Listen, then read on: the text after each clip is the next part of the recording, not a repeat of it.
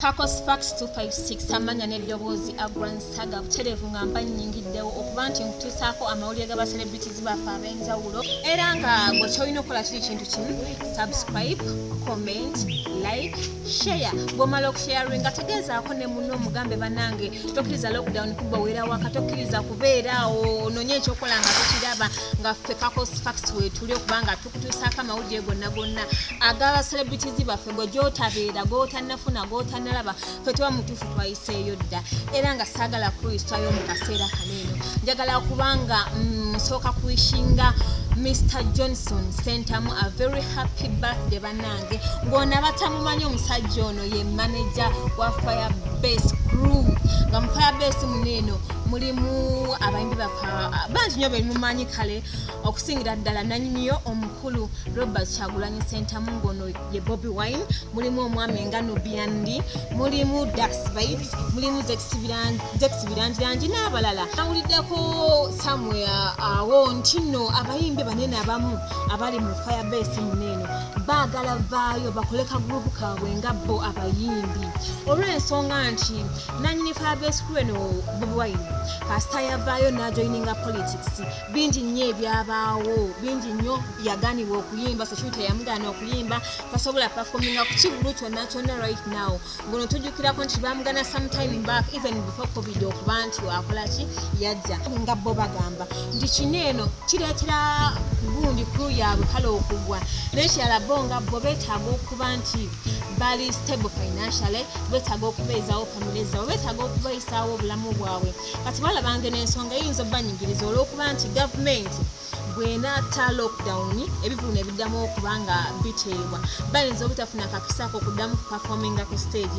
and of which nabo beetaaga okubeera obulungi naye nga nze njagala obbasabira yonna gye muli bambi mbaagaliza mikisa nsabira group eno gye musuubira okukola eyitemu mubeere successful mutambuza obulamu njagala kuba nga nkutuusaako amawulire gasenga sebbanga nga amawulire gano gagenza okujja tulabye bangi ba comedians ab'enjawulo ba celebrities ab'enjawulo abayimbi ba promoters bambi baavaayo okuva ku video nga yakatandika mu 2020 abasinga fenefene yatuyisa obutalina gwe yalekera bambi bano baavaayo tebakira ku mavivi gaabwe ne bakabira president w'eggwanga ne bamugamba bambi muzeeyi tuyambe tufa tuli bubi tetukyalya bangi balemerwa renti bangi nnyo kale balemererwa okuliisa famire zaabwe naye njagala okuba nti nkutegeeza nti bano abamu ku bo groups eziri organized zaavaayo era zaaweebwa ssente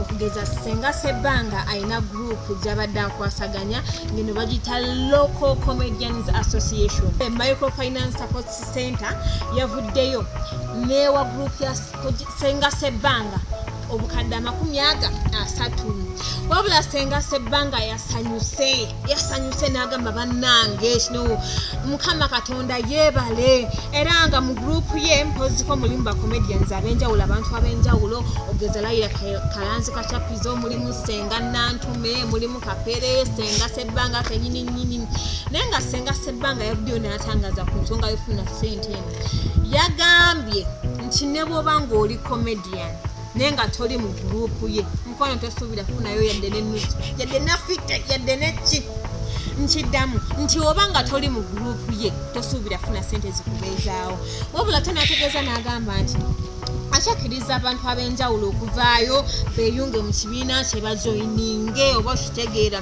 era yazzeemu n'agamba nti abali mu group ye woba osuubira okwewola ssente zinene ngoloozi ogenda kuzifuna ozeewola ogenda ozirye yabagambye nedda mukwano buli agenda okufuna ssente mu group olina omakinga sure nti ogendayo okugyayo ssente with the aim of okwezimba ng'ogenda kukola ekintu ekiri constructive oba okitegeera nga kigenda kwongerako mu bulamu bwo era n'agamba nti woba ozizaayo mukwano tekuli magoba ajja mukulu Mr. Dr. T. Amale ono oba tomumanyi yaliko omukozi ku Radio Simba nga wabula bwe yavaayo yaddako ku biggest refiner Dr. Chono oyali ku Radio Simba yeyeegoba ye ng'omuntu Radio Simba si ye yamugoba wabula yeegobanga ye ndowooza yalaba nga sente zafuna eno mu comedy nyingi nnyo okusingako zino zafuna ku station nasalawo yenga omuntu nagamba why can't I let it go kandekereko nange abalala ngere nakino ekimpa ekiwera ekimala naye bwe yaveeyo yakolagana n'ebizonto ne bagulawo YouTube channel eyo ya Bizonto Comedy bano nga bakolagana bonna wabula bafunamu obutakkaanya mu byensimbi mu nsasula y'ensimbi sente ziva ku YouTube channel yaabwe bafunamu obutakkaanya ono Mr. T n'agamba biki naye twafanaawo era n'agamba abibalekedde n'akolayo channel ye endala eya Bivolongoto oba okitegeera naye tobadde tuli awo ate nga tulaba akatambi kavaayo ng'ono agamba Ndawusi omulangira Ndawusi akola ku radio Simbokoya omulangira Ndawusi n'ebizonto bamuloga era tebamwagaliza kubeera successful biki wolo nga sinaba kuba nti nkwongerayo kansooke nkuwa akatambi awo.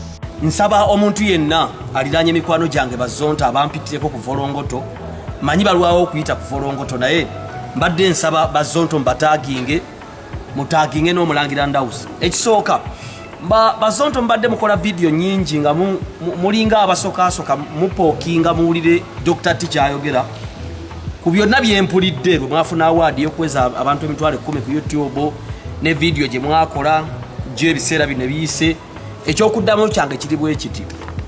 Ekisooka etteeka ly'obulamu erisooka omuntu yenna yali akuyambyeko ne bw'aba yakuwa ekintu kitono oba kinene ekyo kyotambulanga oyogera toyogeranga kibi. Bazonto wampa omutwalo gwa sente mulamba bwe nali ngenda ku Soroti era n'omulimo gwange ogwa Soroti ogwasooka okunsasula sente ne bujingo be nabi yankolera gwakubira mukulu Senkubuga essimu ne bantwala. Ekyokubiri bwe mala okwawukana ne bujingo n'enkomawo kusimba mu 2016 gwe walagira kifuba ne banteeka ku mpewo. So success yange mu media ebadde yesigama ku mulangira Ndawusi ne Bazonto ate bana abalala babaddewo ng'omuvubuka akula nga bambuulirira kubanga buli muntu ava mu kyalo n'emizeeje n'empisa ze na buli kimu omuntu ayita mu kubuulirirwa n'okuzimbibwa n'agenda ng'akula. So eryo tteeka lya bulamu omuntu oteekeddwa okutambula ng'ojjukira oli kiyakkolera. Ekyokubiri mbadde mbasaba Bazonto mwekuume nnyo kubanga egyo emyaka COVID agiyisa bubi. Emyaka gyammwe egyo COVID agiyisa bubi. Kyannaku nnyo nti mumanyise mukuze kibi nnyo okumanyika n'ofuuka serebu ng'omeze ekiwalaata. Ebizibu bingi ebijjira mu kumanyika ng'okuze ng'onaatera okufa. Naye mbeegayiridde abamu kati mwandibadde n'okuwummulamu omudde olwa COVID-19 kubanga ayinza okubatta. Ekyokubiri njagala twetegereze ensonga zino kati tuli mu kibalo Bizonto versus Dr. T Amale. Tugenda kudda mu simple mathematics. Asooka Mbabaali, owokubiri Ndawusi omulangira, owokusatu Bazonto, owokuna Bakaaki, owokutaanu producer waabwe akwata kamera gwe bayita Shani producer, owomukaaga tuyina Lady Zonto omukazi aliko Lady Zonto, owomusanvu tulina Opeto oba Jjajja Zonto. Atuli mutalo lwa myaka bino bye mbagamba mazima kubanga nze sitera kulimba. Mbabaali alina emyaka 38, Ndawusi alina emyaka 45, Bazonto alina emyaka 36, Bakaaki alina emyaka 27, producer Shani alina emyaka 28, Lady Zonto alina emyaka nga 33, Opeto alina emyaka 51. Kati emyaka 38, 45, 36, 27, 28, 33 n'51 tufuna emyaka 205 nga mu 7. Kyokka Dr. T Amale alina emyaka 28 n'emyezi 6. Kitegeeza emyaka 257 girwanyisa emyaka 28 n'emyezi 6. Kati noze ndowooza bannange bakama bange Bazonto bwe tubanga emyaka 257 versus emyaka 28 nga tumaze omwaka mulamba nga twawukanye nga mukyagala okukakasa audience nti Dr. Tyamale si yali abawandiikira muli b'amaanyi muba muswadde gino emyaka mingi okulwanyisa ono kitegeeza ono akyabasinga. Ekyokubiri muli abantu 6 oba 7 Dr. Ty ali bwomu kitegeeza mba abantu 7 mukyagala okukakasa audience nti Dr. Ty si yali abayimirizaawo kitegeeza Dr. Tyamale akyabasinga. Ekyokubiri mwantondawo mu media nange ne mbatondawo osobola okusinga maama w'obuwanvu tosobola musinga bukulu nina bye mbasinga mulina bye munsinga kyokka ekisinga obukulu kiri kimu nti Dr. Ty si kyalwanira views nti nkoze video kati kefuna emitwalo 26 newaane nedda eyo level nagivaako ye excitement gye nagambye nti kibi nnyo okumanyika ng'oyingidde saatizi oba okutusa ekiwalaata nga nebyokola biswaza. Waliwo omuntu atunula bazootu n'alaba abasajja abakulu abameze n'envi nga beekonga ne yeewuunya kubanga ekiseera ky'okwekonga n'okwemoola kyayitako dda. Ekirala bwe tubala Dr. Tyamale ayina 20% ey'abantu abamuwuliriza bazonto bagwa bantu 8. Lwaki bagwa bantu 8? Dr. Ty agwa wa Museveni bagwa wa Bobi Wine. Bobi Wine aliko abantu 8, Museveni aliko abantu 20. Katudda mu status kitegeeza bazonto babeera mu level ya Lumbuye. Kyokka ate Lumbuye si comedian, ate Lumbuye abasinga following. Kati kitegeeza following ya bizonto tebagijja mu kuba nti bakola comedy omulungi, bagijja mu kuba nti boogera ku bintu aba people power bakola batya. Kitegeeza bagwa mu group ya Lumbuye penge n'abalala. Bombanga oyagala okuzuula nti bazonto temulina audience muve njagala muve mu 8 mugende mutandika okukola ebiwaana Museveni mulabo bamunasigaza views twakirabira ku penge olwalira atekayo video n'esiiba abantu 1500 ng'ate dda alinga wakabi. Kitegeeza Lumbuye abasinga ate Lumbuye si comedian, Lumbuye blogger. Kitegeeza nammwe muli ba blogger ba people power temuli ba comedian. Ekirala ekisembe bino na biscrupinze Dr. Tyamale kino mukimanyi bulungi on record mmwe nnyini buli mwezi muyingira essabo Saabazonto oyingira amasabo Opeto oli wewandawula Mbabali oli mulogo Saabakaki oli mulogo oyo omukyala simumanyi nnyo nono producer mumanyi nemwe nnyini mukimanyi bulungi nti Dr. Ty ndi muvubuka mulokole. Kali kitegeeza nti abalogo 6 witches versus 1 godire boy. Abalogo 6 bali mu kulwanyisa omulenzi omu asiiba asaba era asoba asaba. So omulenzi ono myaka 28 n'emyezi 6 akyayina obudde okupuluvinga ensi nti ayina bingi byasobola. Ne bw'oba omumanyiiko ensobi akyayina obudde okutereeza wabula mu abasinga muli mu myaka 5. Kati ng'omulangira Ndawusi, Opeto, Saabajjajja, Zonto muyingidde emyaka egya retirement n'okulya pension. Kyokka ate Dr. Tyamale akyakola emirimu mingi. Kati omutandika okupuluvinga audience olwaleero muba mukagudde.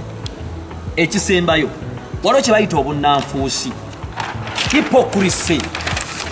Omuntu yenna ategererwa ku byayogera. Saabazonto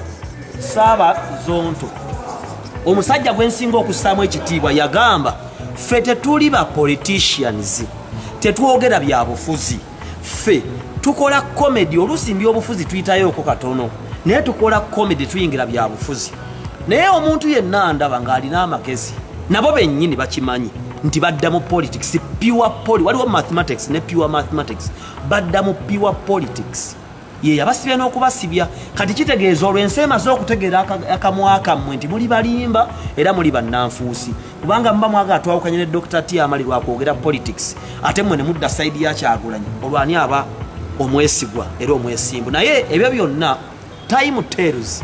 Naye kyembadde njagala obbaga mwekuume covid kubanga muguze covid asobola obbayisa obubi. Ekirala si kirungi nnyo kusakyamukira. Nze maze emyaka 5 nga ndi serebu namanyika nina emyaka 22 kati mwe mmanyise muli Saabazonto amanyisa ayina 35 Opeto nga ayina 49 Mbabali amanyisa alina emyaka 37 ina emyaka mingi nnyo okulwana n'emyaka 28. So mbadde mbasaba bazonto mukwano gyange nze sibalinaako buzibu kubanga kyemusinga okuba nti mumanyiiko mwe mwenna mukimanyi nti Dr. Tyamale alina omutima omulungi ogutafaayo ogutali mulogo. Nze siri mulogo. Mugende mukole emirimu gyammwe musiiba mu masabo mmwe ago nammwe amazima mugamanyi muli balogo kati muwala n'omulenzi omu w'emyaka 28 mwe mukolakola obuvidiyo munsokeesoke enjogere naye muli basajja bakulu nnyo mbalaze nti emyaka 2-5 kumpi mu 7 kiri mu kuvuganya emyaka 28 ekyo si kirungi mwekuume muleme okufa covid naye nga kyensinga kale okwewunyanza enganzi Mr. Ndawusa atali mu bizondo ajja atya okuba ng'aloga Dr. T amale era ye nga ye atalogangako atalogebwangako amanya atya nti omuntu amuloga kale byewuunyisa naye munanga ate nga byebyo wabula bazonto bavuddeyo ne bamwanukula ne bagamba fine tetuli ready okuba nti tukwetondera tuli ready okuba nga twetonda naye ife tetukulinaako buzibu tetukulogangako oba okitegeera tetukola byaffe buli kimu kyetukola kyaffe tukola komedi waffe tuli fine n'ebintu byaffe tetukulinaako buzibu yadde n'akanaakamu rekodi era bukira gye buvuddeko bakwatibwa ne sipapa bali mu hoteri emu wabula mama rekodi era bukira yavuddeko gye buvuddeko bambi n'akaaba n'agamba bannange release my child muto omwana wange yabadde andabirira omwana wange yabadde andiisa naye kati saawa zineeno sirina buyambi mu lockdown eno second phase eno yerudde buli muntu buli kiramu n'ekifu bambi omukazi yakaabye n'agamba bambi omwana wange munsaasire naye nga bamanyi nti esaala z'omuzadde ziba za muzadde rekodi era butide yateereddwa era saawa zino bambi alina essanyu wabula we yateereddwa yavuddeyo n'agamba nti nganze bwe nteereddwa nga sirina musango nga ndi free panawo nesipapa bamute kuba naye talina musango oba okitegeere bamute